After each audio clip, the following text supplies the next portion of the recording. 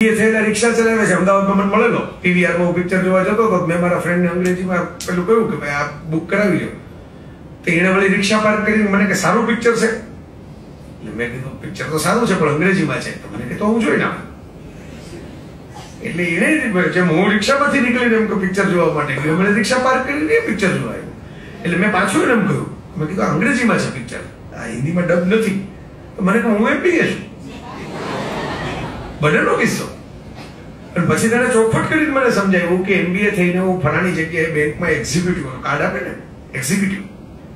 જેમાં દરવાજે બેલ વગાડીને લોન લેશો કે નહીં પૂછવાનું હોય સવારથી સાંજ સુધી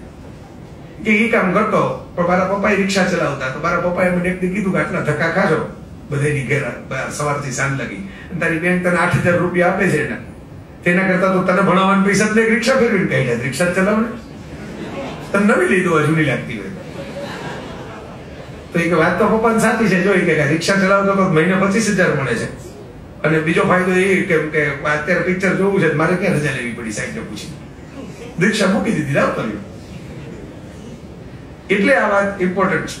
do what is right not what is popular જે સાચું હોય ને કરતા શીખો લોકોનું ટોળું જે કરતું હોય એ કરવાની જરૂર નથી અને મેં કહ્યું છે don't listen to parents your society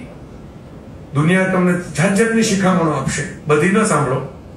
listen to your heart તમારી જાતને એકવાર શાંતિથી પૂછો કે આપણે 10 વર્ષ પછી આપણું નામ છાપામાં આવે બાજુમાં શું લખ્યું હોય તમે એવું જાતને પૂછો પણ પછી ત્રીજું લખ્યું છે don't listen to parents or society સાથે ત્રીજી વાત કનેક્ટ છે પ્રૂવ યોરસેલ્ફ બરાબર ઘરની બહાર એમ કે સ્કૂલે જ નથી ગયા કોણ સ્કૂલે નથી ગયા રવિન્દ્રનાથ ટાગોર સ્કૂલે નથી ગયા બિલ ગેટ્સ અધૂરેથી મૂકી દીધું ભણવાનું સ્ટીવ જોબ્સ અધૂરેથી મૂકી દીધું ભણવાનું માર્ક ઝકરબર્ગ ફેસબુક વોટ્સઅપનો માલિક ડિગ્રી લેવા ગયો જ નહીં હાર્વર્ડની અંદર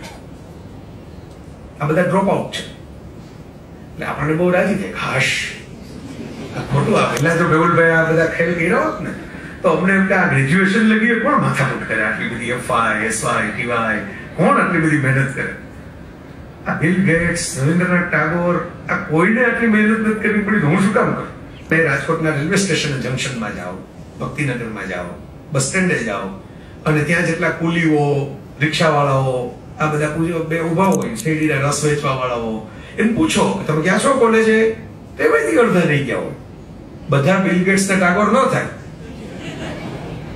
એ 0.01% હોય એને ખબર છે કે મારે જીવનમાં શું કરવું છે એટલે કોલેજે નથી જતા અને આપણે ખબર છે કે જીવનની અંદર કાંઈ જ નથી કરવું એટલે કોલેજે નથી જતા